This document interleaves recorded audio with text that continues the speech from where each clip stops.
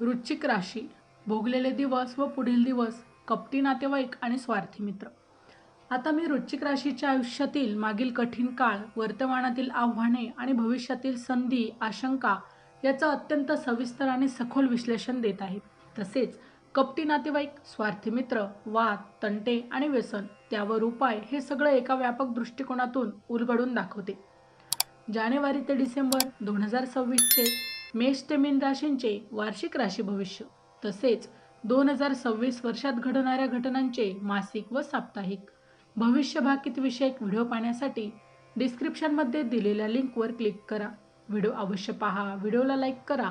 तसेच आपले काही प्रश्न किंवा सूचना असतील तर चॅनलला सबस्क्राईब करून कमेंट करायला विसरू नका. आता वृश्चिक राशीचा मागील काळ 2014 ते 2026. नंबर 1, साडेसातीचा कहर. 2014 पासून सुरू झालेली शनीची साडेसाती वृश्चिक राशीसाठी एक कर्मफळाची परीक्षा ठरली. हा काळ मानसिकदृष्ट्या सर्वात अधिक थकवणारा होता. साडेसातीच्या पहिल्या टप्प्यात तुम्हाला नातेवाईकांमधून फसवणूक, संपत्तीच्या वादात फसवणूक, शेती किंवा घर किंवा वारसा यांबाबत न्यायालयीन तंटे अनुभवास आले.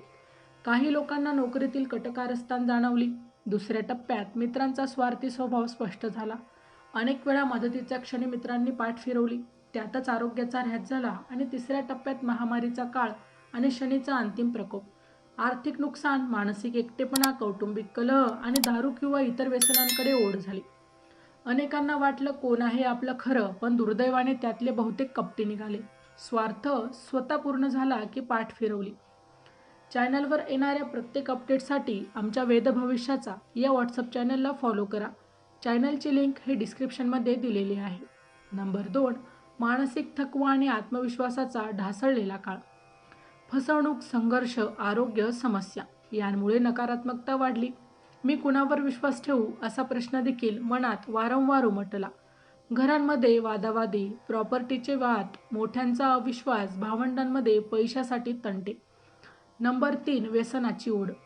काही वृश्चिक राशीच्या लोकांनी याच काळात दारू, सिगारेट, तंबाखू किंवा इतर व्यसनांचा देखील आधार घेतला. सुरुवातीला तणाव दूर करण्यासाठी सुरू झालेलं, पण पुढे स्वातंत्र्य निर्णयांवरच परिणाम झाला. वर्तमान काळ नंबर 1, साडेसाती संपली पण परिणाम शिल्लक आहे. 2026च्या उत्तरार्धात साडेसाती संपली, पण अजूनही शनीच्या अष्टम दृष्टीचा प्रभाव आहे. त्यामुळे नातेवाईकांचे स्वार्थी व्यवहार अजूनही जाणवत आहेत. मित्रमैत्रिणींच्या फसव्या योजना, तुमच्याच यशावर डोळा ठेवणारे लोक अजूनही तुमच्या आसपास आहेत. वाद आणि संपत्तीवरून तंटे, घर किंवा मालमत्तेचे प्रश्न अजून मिटलेले नाहीत. नंबर 2 आहे आर्थिक धडपड आणि निर्णयात गोंधळ. अचानक पैशांची अडचण, कर्जबाजारीपणा, एखादी मोठी गुंतवणूक अडकली असेल, काहींनी नोकरी बदलली असेल किंवा व्यवसायात नुकसान झालेलं असेल. नंबर 3, आरोग्य आणि मानसिक तणाव. डिप्रेशन, झोपेचा त्रास, पाठीचा किंवा सांध्याची दुखापत. काहींना अजूनही दारू किंवा इतर व्यसनातून बाहेर पडणं देखील कठीण वाटतं आहे. आता भविष्यकाळातील काळ आणि पुढील महत्त्वाच्या ग्रहस्थितीबद्दल. त्यातील नंबर 1 आहे गुरु ग्रहाचा अनुकूल प्रभाव. 2026 या वर्षापासून गुरु वृश्चिक राशीच्या अनुकूल स्थानात येईल. त्यामुळे आर्थिक संधी वाढतील.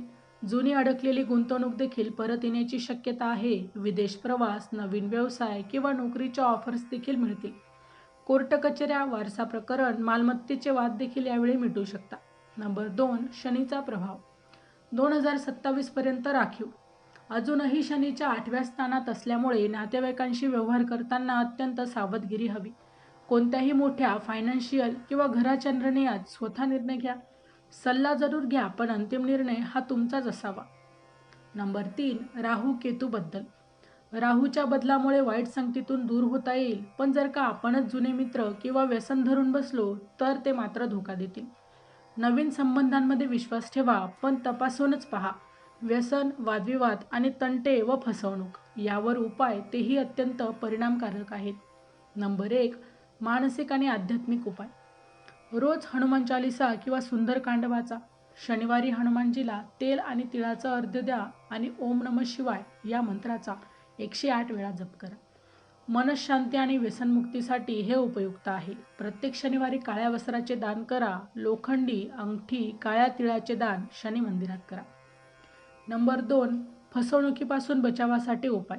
कोणत्याही व्यवहारात कागदपत्र वाचा. नातेवाईकांवरही अंधविश्वास ठेवू नका. नवा करार किंवा घर किंवा जमीन व्यवहार करताना गुरुवारच्या दिवशी करा आणि पिवळा रुमाल हा स्वतःजवळ ठेवा. नंबर 3. व्यसनमुक्तीसाठी विशेष मार्गदर्शन. मंगळवारी हनुमानजींकडे नवग्रह शांतीची प्रार्थना करा. भैरवनाथ किंवा कालभैरव मंदिरात जाऊन दर्शन घ्या. काळ्या कुत्र्याला पोळी किंवा दूध द्या. सकाळी लवकर उठून प्राणायाम, ध्यानधारणा, मानसिक ताकद वाढेल आणि व्यसनावर देखील नियंत्रण राहील. व्यक्तिगत जीवनातील बदल. नंबर 1. आर्थिक प्रगती. तुमचं आर्थिक नशीब बदलणार आहे. विशेषतः 2026 नंतर स्थिरता येईल. व्यवसाय किंवा नोकरीतील धोरणांमध्ये सुधारणा होईल. नंबर 2. नवीन संधी आणि संबंध. विश्वासू मित्राशी नवीन मैत्री मिळेल, पण पूर्वीची चूक ही परत करू नका. प्रेमसंबंध किंवा वैवाहिक जीवनात सुधारणा होईल. नंबर 3. आत्मविश्वास आणि स्वावलंबन. 2026 पासून वृश्चिक व्यक्तींच्या आत्मविश्वासात पुनरुज्जीवन होईल. मागील दुःख आणि संघर्ष हळूहळू संपतील, पण तितका संयम आणि परिश्रमही आवश्यक आहे. गेल्या काही वर्षात वृश्चिक राशीवर अन्याय, कपट, फसवणूक, वाद, तंटे यांचा डोंगर होता. पण आता 2026 पासून नवा अध्याय सुरू होईल. शिस्त, संयम, योग, ध्यान आणि गुरुच्या कृपेचा आश्रय घेतल्यास 2026 ते 2028 काळ तुमच्यासाठी प्रतिष्ठा आणि समाधानी आयुष्य देणारा असणार आहे. तर मित्रांनो, व्हिडिओ आवडला असेल तर व्हिडिओला लाईक करा, चॅनलला सबस्क्राईब करा आणि हो, तुम्हालाही तुमच्या राशीची अंगठी हवी असेल तर डिस्क्रिप्शनमध्ये मी त्याची लिंक दिली आहे. तिथे जाऊन तुम्ही ती खरेदी करू शकता. व्हिडिओ शेवटपर्यंत पाहिल्याबद्दल धन्यवाद. पुन्हा भेटू अशाच एका नवीन राशीसह. तोपर्यंत श्री स्वामी समर्थ.